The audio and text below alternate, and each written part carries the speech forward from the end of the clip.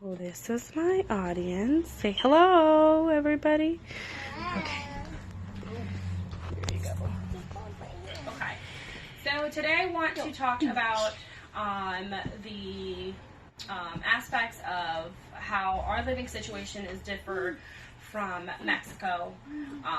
We have better opportunities out here. Our living situation is way better than it is in Mexico. 43.6% of Mexico's population is actually in poverty at this moment right now. So, as I stated, our situation is far more different than as Mexico's.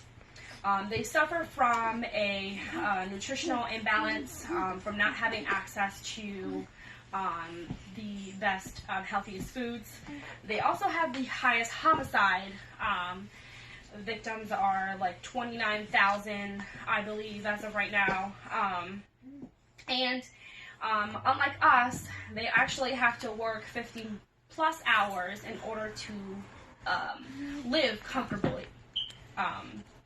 In 2016, more than 40,000 people were deported back to Mexico from them being brought over here into the U.S. illegally.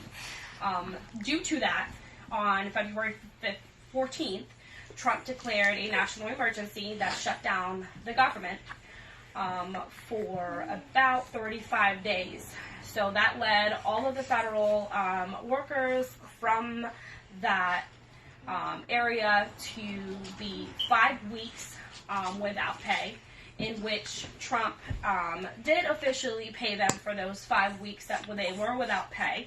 But although he did do that, the amount of money that it took without them being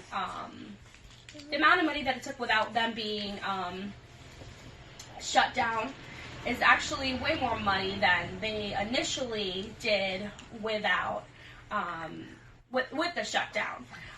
Trump's estimated money on how much he would like to fund to build this wall is $21 billion, which to me is a lot of money. This money can be used to better the lives of the people in Mexico, and that could then decrease the amount of people who are crossing the border illegally. There are many ways to help improve the living situations that they have now in Mexico. One of them being the improving their quality of education. They don't have the best education as we do out here, as they do in Mexico. We could provide a home for the abandoned children. Some of the families actually cross the border and they have to be separated from their parents due to their parents leaving Mexico illegally, so that can provide a home for them. They can improve for Mexico to have access to healthier foods. This again will then help the imbalanced nutrition that they have at this point. One of the biggest dishes that they also have on an everyday basis is rice and beans, which it's not as healthy as people would like it to be. They can also provide medical care for the children, even for those families who are unable to afford it or who are financially not able to afford it at this time. It would be nice to have the government issue medical insurance for those families in need.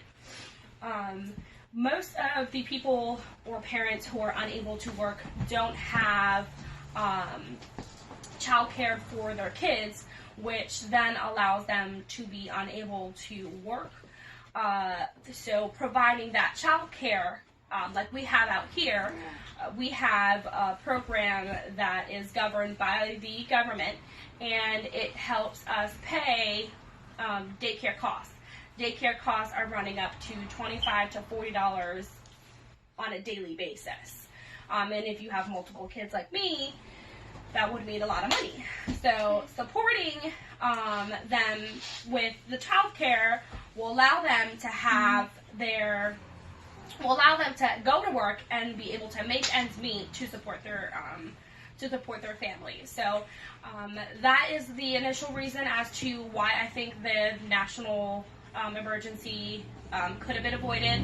If they want to use this money in order to help, then I think the best way is to improve the lives of the Mexico so that they don't feel like they have to run into the U.S., and building a wall is not going to stop that. So that is it.